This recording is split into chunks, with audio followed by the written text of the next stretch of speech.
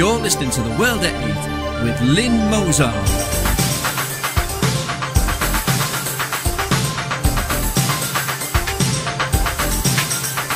The World at 8, the number one in nationalist news.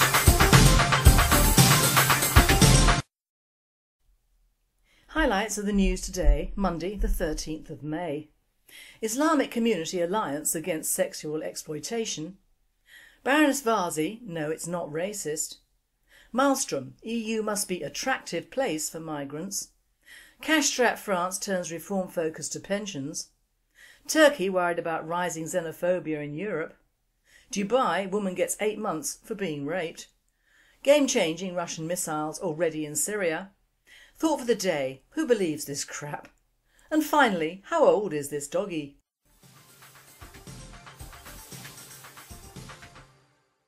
UK News. Islamic Community Alliance Against Sexual Exploitation. As the 2-year-long Telford trial closed with the jailing of 7 men for underage sex and child prostitution of 8 young girls aged 13 to 17 between 2007 and 2009, and the jury retired to deliberate the case of 9 men accused of grooming and sexually abusing 6 girls aged 11 and 15 between 2004 and January 2012 in Oxford, the BBC Asian Network reported the Community Alliance Against Sexual Exploitation, CAASE, was to be launched this past Friday in Bradford. CAASE is the new coalition of community groups to tackle on-street grooming by gangs.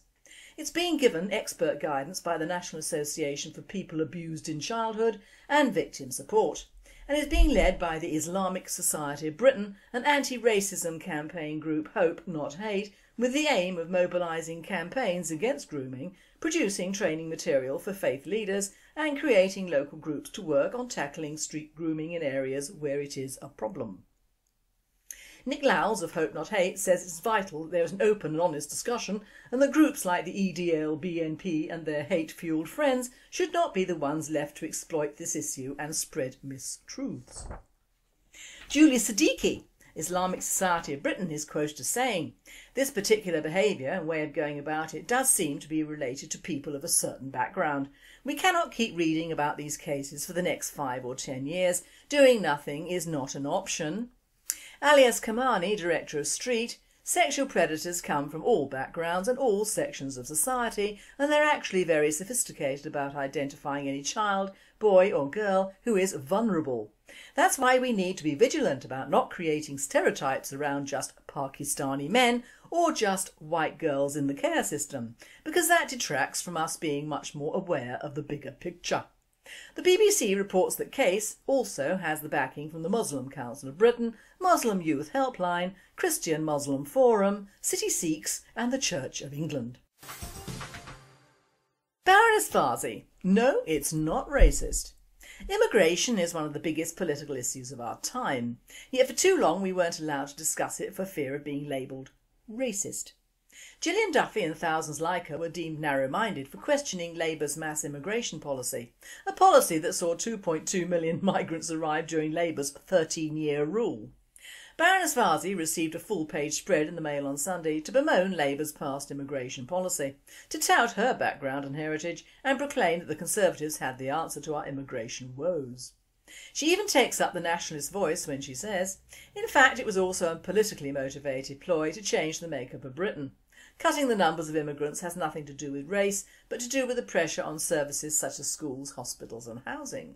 My goodness, that's what the British National Party have been saying for years.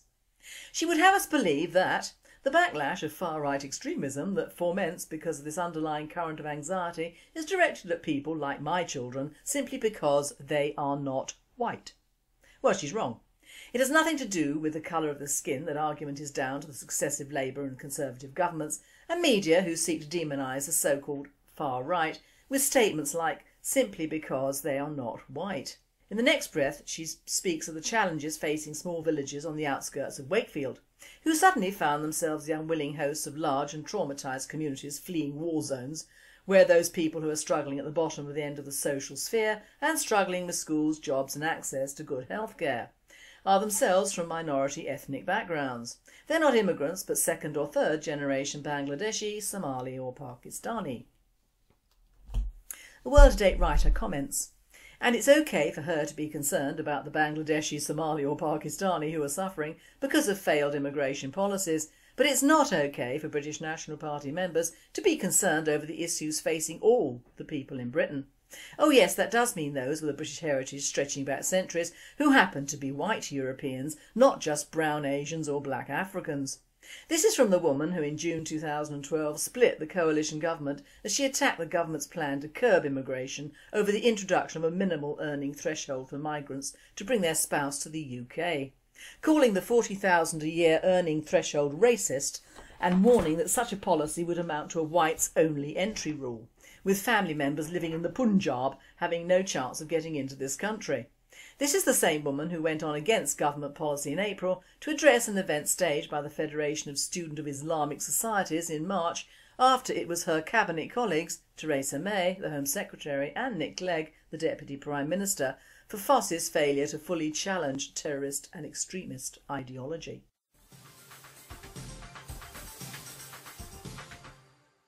European news. Malmström, EU must be an attractive place for migrants. The EU's Home Affairs Commissioner, Cecilia Malmström, speaking in Italy, has said the European Union should do more to make itself an attractive destination for migrants so that it can meet labour shortages, address its demographic challenges and unleash a source of untapped potential. Although high unemployment in Europe is a tragedy for millions of individuals, the region still faces serious labour shortages in certain sectors, said Malmström, who argued that better use should be made of the skills and talents of migrants and refugees. Too many of them have no job at all or a job below their skill level. There is untapped potential of entrepreneurship amongst this community, she said. In order to grow, Europe needs skilled people, and while many Europeans are out of work, businesses also have to look elsewhere. This is a very difficult message to send, but our demographic development is indeed a huge challenge for the future. World fails to see the correlation between Europeans being out of work whilst European businesses have to look elsewhere.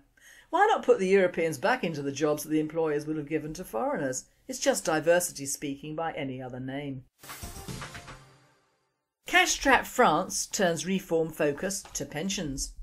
President François Hollande's government launched consultations on Monday with trade union leaders and employers on an overhaul of France's pension system, a reform seen as vital to sorting out French public finances. The European Commission has given Paris a further 2 years to reduce its public deficit to a targeted 3% of output, but wants France to commit to structural reforms in return. Hollande has made a pension revamp a top priority this year, but, with his ratings already at record lows, he is also eager to avoid a repeat of mass street protests in 2010 when predecessor Nicolas Sarkozy raised the retirement age from 62 to 60. The government is due to consult employers and trade unions through the Parliament's summer recess. However, it will not give them a say in a draft law due in the second half of the year, as it did with the new labour market rules agreed in January. France will see a €20 billion, £16.9 billion annual shortfall in its pension system by 2020 if it doesn't act. Turkey is worried about rising xenophobia in Europe. Turkey's foreign minister voiced concerns on Sunday about rising anti-foreigner sentiment in crisis-hit Europe, on a visit to Germany where a neo-Nazi cell's bloody murder spree claimed mostly Turkish migrants amongst its victims.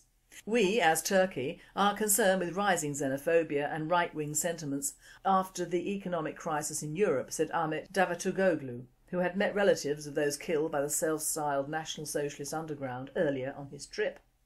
The EU started as a peace project, but the developments in recent years are a source of concern for us all, Davutoglu told a press conference with German counterpart Guido Westerwelle. World Today says, quite right, we are worried, but only because of the many millions of Muslim Turks who will add to the many millions already in Europe, causing the rise of yet another more dangerous Ottoman Empire. If it was Christians who formed these immense travelling masses, you'd be worried for Turkey, wouldn't you?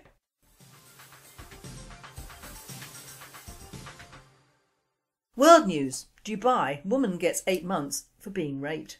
Almost 5 years after her ordeal began, Australian Alicia Garley discussed on Australian television being jailed for 8 months because she had sex with men who weren't her husband. But that isn't the whole story. Alicia worked for Starwood, one of the world's largest hotel chains in Dubai. One evening she was using her laptop in the hotel's bar staff when her drink was spiked. She awoke to a nightmare beyond belief. She'd been savagely raped by 3 of her colleagues. Alone and frightened, she took herself to hospital. What Alicia didn't know is that under the United Arab Emirates' strict Sharia laws, if the perpetrator doesn't confess, a rape cannot be convicted without 4 adult male Muslim witnesses. She was charged with having illicit sex outside marriage and thrown into a filthy jail cell for 8 months.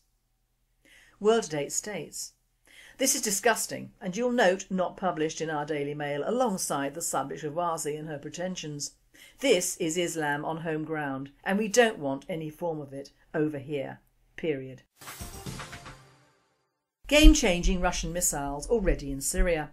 A Russian convoy of game-changing S-300 missile batteries reached Syria last week, claimed Arab intelligence sources speaking to WND. Israeli security sources said there is no information to support the Arab claim.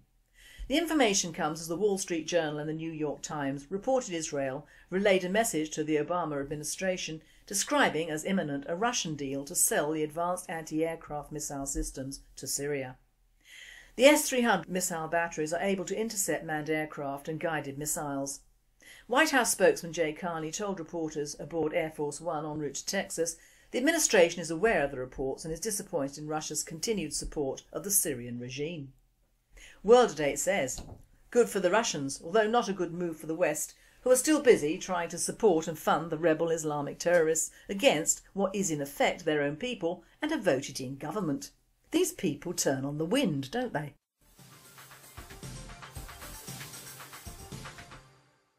Thought for the day. Who believes this crap? Well, I'm still baying at the moon, only in fact it is at the national papers this time. They've taken over from the TV in a sick monitorium of leftist propaganda and pro-ethnic crap. Having waded my way through pages of nationally highlighted white benefit sheets, old white guys being harassed for what is mainly groping and misdeeds when they were pre-millennium aged, our various government factions bitching amongst themselves to the detriment of us Brits, both financially and morally, vacuous young women with children who look like a United Nations practice group and getting money from the taxpayer for the pleasure or not of such an eclectic mix, husbands and wives quarrelling over millions of pounds worth of homes and valuables in a divorce settlement, the kidnapper in Ohio. Well, those girls were in a house of terror, but don't tell me one of the 3 women couldn't have got Ariel Castro on the short strokes and incapacitated him. But they're still alive, aren't they? Not dead and buried. The Chinese doing what the Chinese do best, spy and hack, and the shock of 30,000 cancer-related deaths contributed to by cannabis, which I shall comment on in my Wednesday thought. And the real no-brainer that many of our schools have no white children at all. Now that makes me feel all warm and very squishy. In the midst of all this depression and dumbing down of the British culture and senses is a single-page spread on my favourite person. That is, next to Stalin and all the Ayatollahs. Baroness Warsi, no less. I don't know how she acquired a baronetcy, but it must pay very well as she always appears so bloody smug I could fetch her one. But that would be racist, wouldn't it? Or would it be religious hatred? Now we have Warsi. I refuse to call her a baroness. Maybe she's a begume, but not a baroness. Settling her well-padded butt into the immigration horse, which has come out of the slaughterhouse in good time for the Euro elections next year and the generals in 2015. They, all the big wigs, are throwing away little hints and remonstrations of capping, watching, monitoring, but never stopping this massive wave of humanity that hits our shores on a regular basis and which the media overlook in an almost inhuman effort to ignore or to tell us that we, the Brits, actually benefit from it. Not so our little superhuman mass of ethnic majority. She tells it like it is. Wonderful, I hear you say. One of their own who sees what's going on and speaks up. You would be so wrong. Read it very carefully. It was in the Mail on Sunday, and read in between the lines. You know the lines that apparently the British National Party echo in their racist rants. This sentence highlights the real message. It's time to make the economic case for less immigration. Yes, you all echo, but listen on. She tells us that the main sufferers from the toll that immigration is causing the country are the people struggling at the bottom end of the social sphere and are themselves from an ethnic minority background. They are not immigrants, but from second, third generation Bangladeshi, Somali or Pakistani migrants. In the next sentence she says it's personal and the backlash of the far-right extremism that foments because concerns are directed at people like her children because they are not white. There you have it. Black on white racism, if ever there was, looking right at you, kid. Warsi has implicated herself, nationalists and her offspring in one multitasked bundle. Now, some facts on Warsi. She was born in Dewsbury in 1971. She is an Aries and a Chinese pig. Don't laugh, pigs are monsters on occasions, very money motivated and bear a grudge all their lives. She is a first generation immigrant of Pakistani roots. Currently married to her second husband, she was found guilty in May 2012 of failing to declare rental interests. She has never won an election and she needn't worry over further immigration having an effect on her kids as they all go to private schools.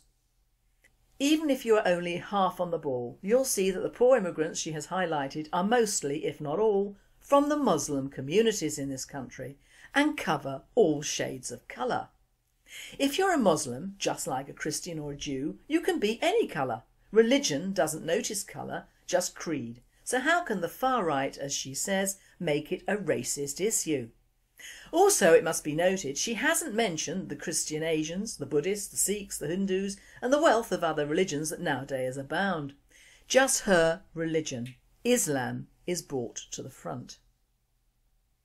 What she and many other British-born but never English or British immigrants are coming to realise is that the immigration deal that benefited so many of their parents, i.e. taking over ruined businesses and cashing in on the Labour government's lauding of immigration and the first recession, is that too much of what might have been a good thing is going to kill off the golden goose that they want for their children. It's come in the form of European immigration on a huge level from EU countries and non-Muslim migrants. Large areas of Slough in the south and Southall just outside London have angry Muslims bleating on because the Poles are buying them out and renting out rundown properties just like they did back to them, opening food stores etc. And no one likes to be hoist on their own petard, Muslims especially. They don't want more immigration to upset what they think is an equal playing field, but of course it isn't and hasn't been for many years. All those Pakistanis, Bangladeshis and Somalis breed, and boy do they breed. Even if we stopped immigration tomorrow, we would still be outbred by Muslims in 30 years.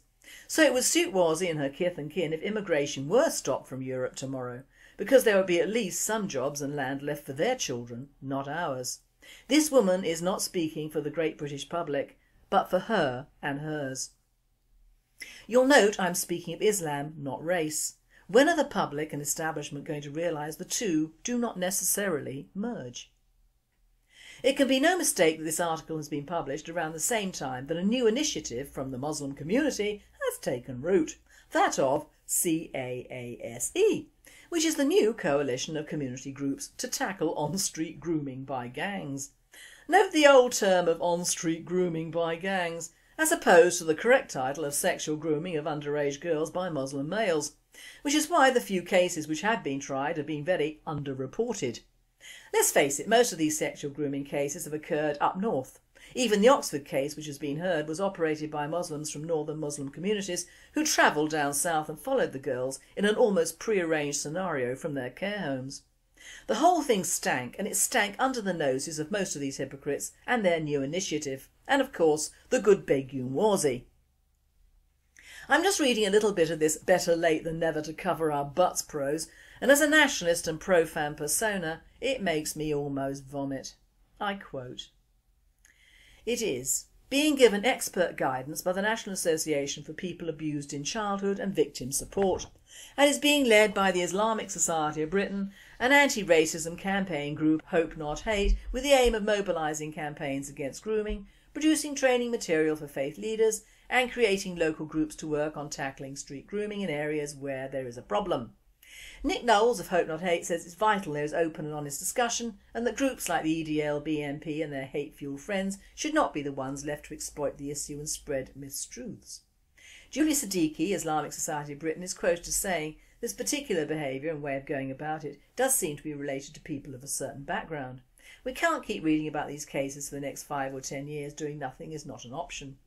Alias Kamani, director of Street, sexual predators come from all backgrounds and all sections of society, and they're actually very sophisticated about identifying any child, boy or girl, who is vulnerable. That is why we need to be vigilant about not creating stereotypes around just Pakistani men or just white girls in the care system, because that detracts from us being much more aware of the bigger picture. The BBC reports that CAASE also has the backing from the Muslim Council of Britain, Muslim Youth Helpline, Christian Muslim Forum, City Sikhs and the Church of England. Ugh. Now the mistruths that they are speaking along with the anti-nationalist rants are evident to even the thickest amongst us. What happened to CROP, the Coalition on the Preventing of Pimping fame? Most of the people above were present at the CROP conference, as indeed was I. All said almost the exact same thing about not making a precedent for one race upon another, and they are totally wrong.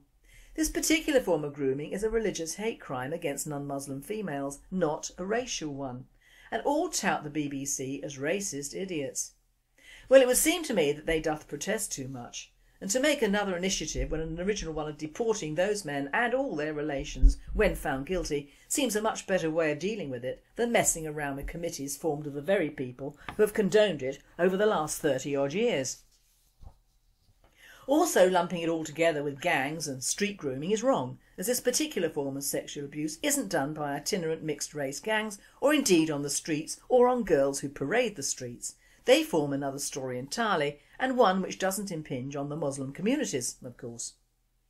Where were love not hate when Charlene Downs was getting made into a kebab and little Paige Shivers suffered a similar fate? Where were these erstwhile experts and indeed Warsi when thousands of little girls and teenagers were turned into money-making sexual playthings for fellow Muslims with money to make more money? Where were love not hate when these same girls were thrown away when used and fit for nothing? Where is Warsi when a large percentage of the monies earned by these children are taken out of this country to fund terrorism, drugs and the jihad of Islam? Burying their heads up their well-funded arses, that's where, and they had the utmost cheek to blacklist us whilst getting various charities to fund yet more waffle from more immigrants in a futile attempt to help these poor kids. It's enough to make you want to deport the lot of them, and quickly too. My message to Warsi, hope not hate, and all the various do-gooders and getters and the media is a heartfelt one. Don't bother with stopping more immigration. Take care of the bastards we have here already and stop them taking advantage upon advantage upon advantage. And even when they don't, why should the Brits be so weak in handing power over to such creatures? In the real heart of this country, which is still beating, there's no room for such committees or the people who advocate them for their own fame, because they come at a detriment of innocence, and that is a fact to print on a double-page spread in a national paper, if anyone ever had the guts to do so. You don't have to be anti-nationalist or a racist to be just human, do you? And finally, how much is that doggy? It's reported in the Telegraph that the idea there are 7 dog years in each calendar is a myth, because the animals age differently depending on their breed and stage of life, according to scientists. Rather than simply multiplying their dog's age in human years by 7, owners could come up with a much more accurate measure of its age by taking its size and maturity into account. Small breeds live longer in general than larger breeds, meaning an adult Chihuahua will age less every calendar year than a Great Dane, for example. But the equation is complicated further by the fact that smaller dogs also mature more quickly than large ones, meaning that in the early stages of life they age faster, experts said. This means that after 2 calendar years a smaller dog is older than a larger one, but after 5 years it becomes younger in relation to its total lifespan. Dr Kate Creevy, Assistant Professor of Internal Medicine at the University of Georgia, told the BBC that once the varying rates of ageing at different stages of a dog's life and its overall life expectancy are taken into account, the animals on average age about 6, not 7 years for every human year. This presenter says, "Well, I wonder how much this survey cost. Well, doggies are a man's best friend, and apart from the fact I'm a cat person, doggies whatever age are okay with me." You've been listening to The World at 8. I am Lynn Mozar and I wish you all a very good night. Our Reverend West is taking a short break and will return on Sunday the 26th of May.